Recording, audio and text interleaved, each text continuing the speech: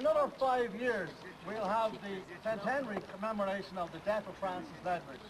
But before that, in just 2 years' time, we'll be commemorating the First World War, and you can expect to hear a lot about Ledwidge at that time also. Ledwidge, like most things, Ledwidge, it's a sort of a seesaw situation. There are positives and negatives. For instance, people ask why he joined the army. 250,000 Irishmen were involved in the First World War, but he is singled out for this question, which is sometimes put like an accusation.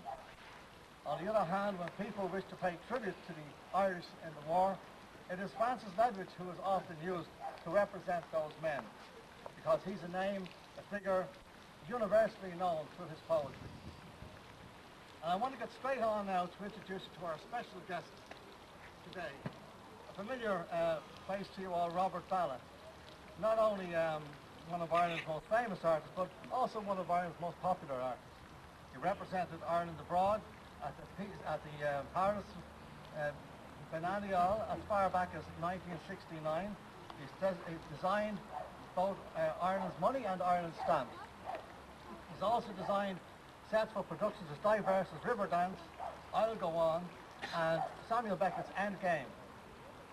Robert is the president of the Ireland Institute, which is housed in Pearse House at Pearse Street, which was the family home of Padraig and Willie Pearse. Robert has also played an important part in political discourse on this country.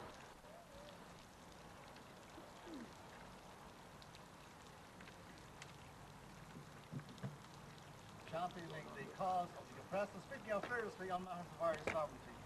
And I'm now going to hand you over to Robert. I'm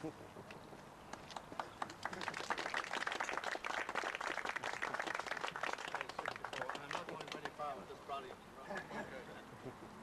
not too bad at the moment.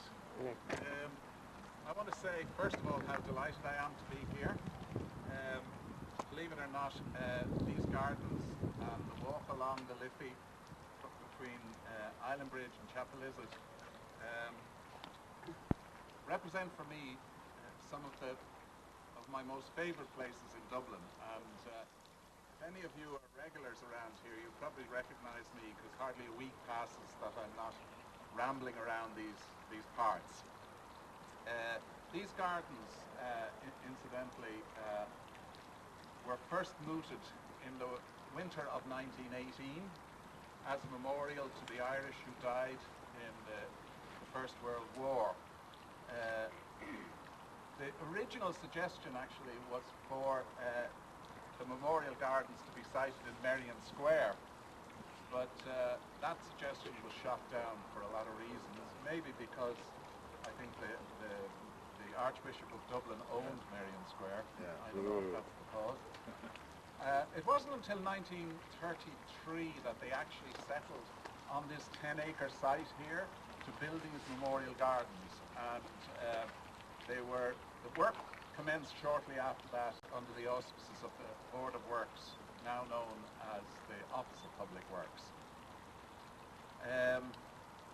One of the disappointing things I think that happened was that the original plan by Sir Edwin Lutyens included a new bridge across the Liffey which would lead you directly into the gardens, and I think that would have been a much more elegant entrance into these gardens rather than the ways we have to make our way in here today.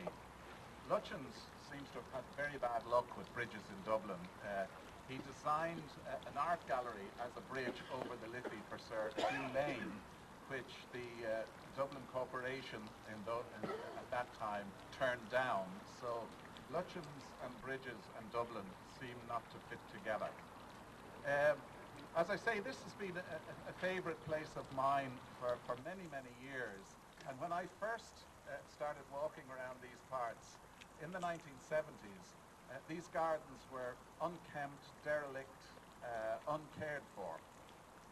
There were a lot of complicated reasons, historical and cultural, why that was the case. But peculiarly enough, and that may be because of my romantic Gothic imagination, I rather liked them when they were derelict and run down. the main people who seemed to use the gardens then were either teenagers having cider parties or travellers grazing their horses. And I used to enjoy passing through the gardens here because the architecture remained, but everything else was overgrown, and certainly no beautiful rose gardens or anything like that. And I remember at the time I took a lot of photographs here, and in 1981 a book of photographs of mine was published which featured a large section on Lutyens Memorial Garden in Islandbridge.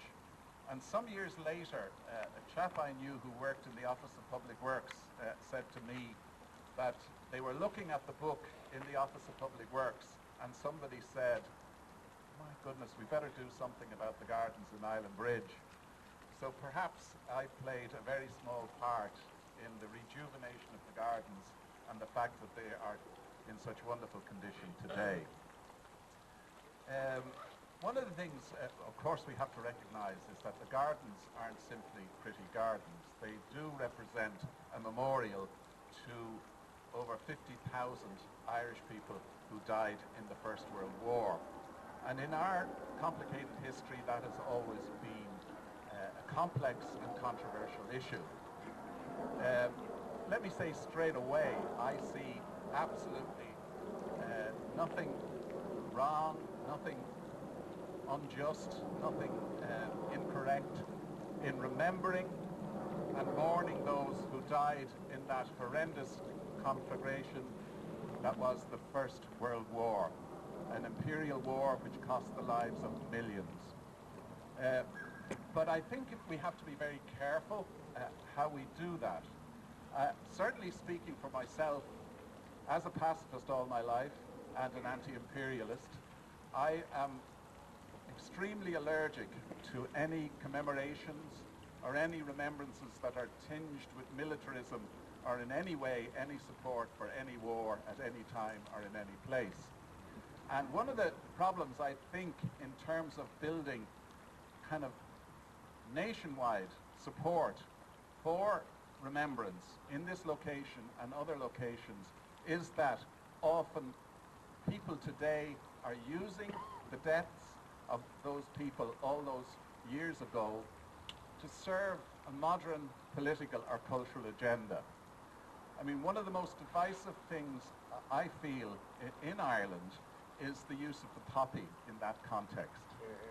The poppy is, above all, a symbol closely associated with the British military. I believe in Ireland we should seek to employ a new symbol for us in Ireland to remember the Irish people who died both in the First World War and in the Second World War. I think there's an obvious flower to replace the poppy in Ireland. I brought one along with me. It's called the Forget-Me-Not, and I would suggest that we, Irish people who wish to remember and to mourn the Irish who died in those terrible wars, would wear, instead of a poppy, instead of any other symbol, to wear the Forget-Me-Not, which can be a truly neutral and all-embracing symbol. I suppose I should now speak about Francis Ledwidge, because that's the purpose we're here for today, is to remember Francis Ledwidge. And like the gardens, Ledwidge's legacy is complex. Ledwidge himself was a working class man, a trade unionist, who came from Slane in County Meath, and was a nationalist, and yet he ended up in the British Army and unfortunately ended up being a victim of that terrible First World War. Again, I have enormous problems with people who want to use Ledwidge's legacy to serve modern political agendas. I think Ledwidge's situation is quite complex. Funnily enough, I'm reading a book at the moment called The Dream of the Celt by Mario Vargas Llosa, the South American writer, which is about Roger Casement. And it seemed to me Casement's situation as a diplomat was rather similar to Francis Ledwidge's situation. Casement went to Africa originally really believing in empire, really believing that the European imperialists, the colonizers, were going to bring civilization, commerce,